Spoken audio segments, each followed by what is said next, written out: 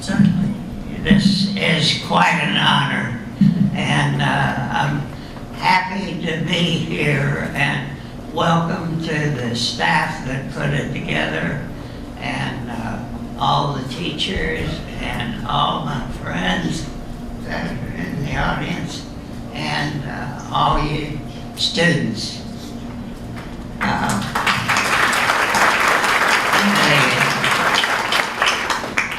I thought I would take a couple minutes to tell the initial, I've been asked quite often, how did you end up in the Air Corps?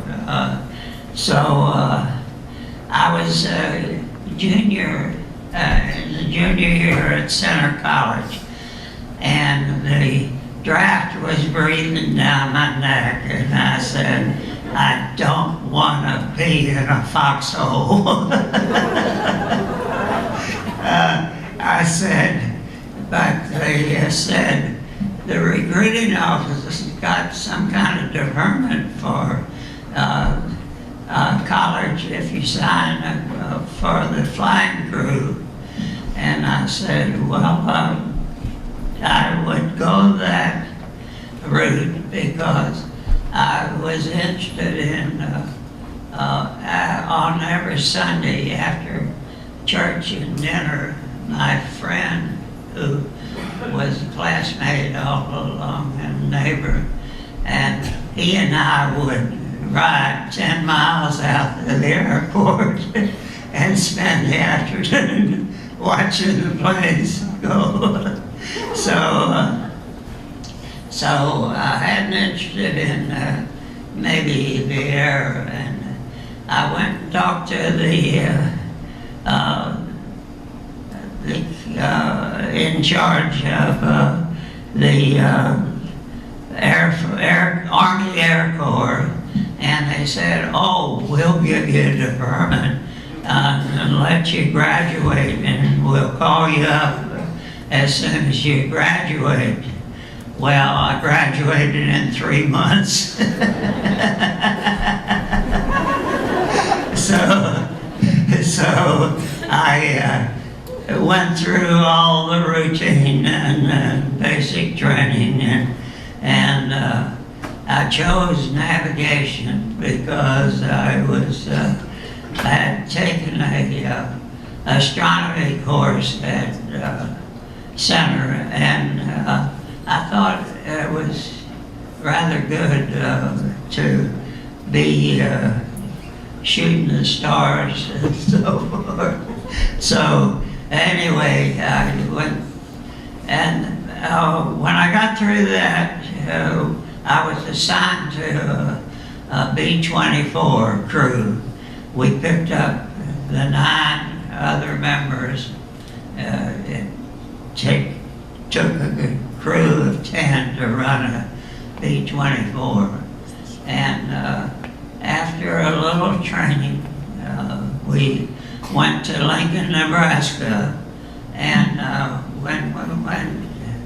got a brand new B-24 off the production line, and we couldn't come to any agreement on what we were going to name the plane. You know, our plane was going to be special, and but we wondered, we were working our way across, and when I got to Algiers, I needed a chart to go up to Italy. And when I got the chart, I didn't realize that the European charts were in meters. And the pilot asked me, what altitude do you want to fly? I said, about 8,000. Then we don't have to wear oxygen masks. And but in the B-24, with the nose turret. My forward vision was blocked, and I got a call. Hey, navigator, we're going to clear this little hill ahead. And so I said, well, sure, it's only 3,000, a little over 3,000. He said, oh, come up on the flight deck and take a look. Ooh. we took a few circles and gained some altitude. And shortly after that, we were on our way, and we get a call and said, we are diverting you to a different base. And so we went and landed at that base.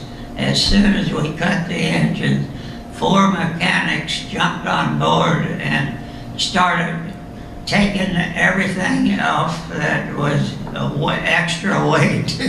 And they stripped the de-icing boots. So I said, what are you doing to our plane? And they said, oh, it's not your plane anymore. We lost 9 today. So that was sort of a solemn moment. And we didn't name the truck that took us to our base. But then a few missions later, we were going to Linz, Austria, Hermann Göring Tank Works.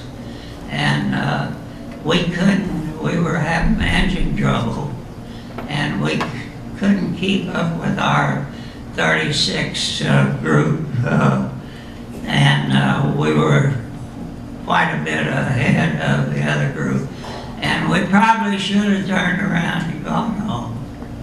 But we were so bent on getting a mission that we went over the target alone. And we took a lot of flak. And as we turned off of the target, 10 Messerschmitts 109 jumped on our tail. And they splattered bullets all around the thing. We had our communication, our intercom had gone out. So, and I got hit on the leg, and it fractured the fibula somewhat. And I took a morphine steroid and punched, we always carried those, and punched cotton compress on it, and I set the pilot on the course home, and by the way, by that time, the ball turret gunner had his ball turret disabled. He came out and took over the waist gun.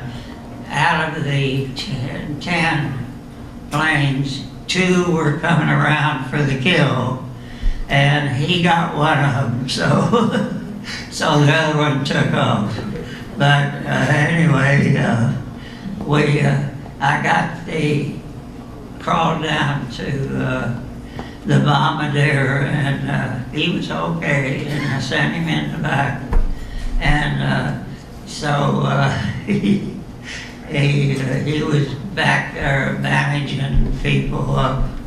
And that day, 5 of us went to the hospital. And one of them had superficial wounds. They sent him back the next day. And then on the following day, the crew with makeup crew went on a mission, and they were carrying 100-pound incendiaries, and they got a 20-millimeter hit and blew up. And so we lost all the crew, and there were only 4 of us left. And sometimes we felt fortunate that we were in the hospital, but yeah. Okay, okay. And then I got recalled from, I got out and was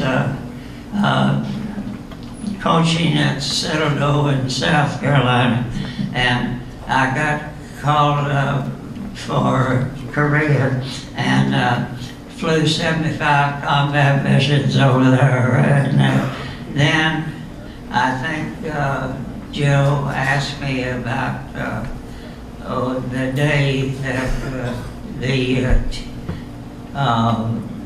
in 1968 when Hazel Cochran had told me I had an important call.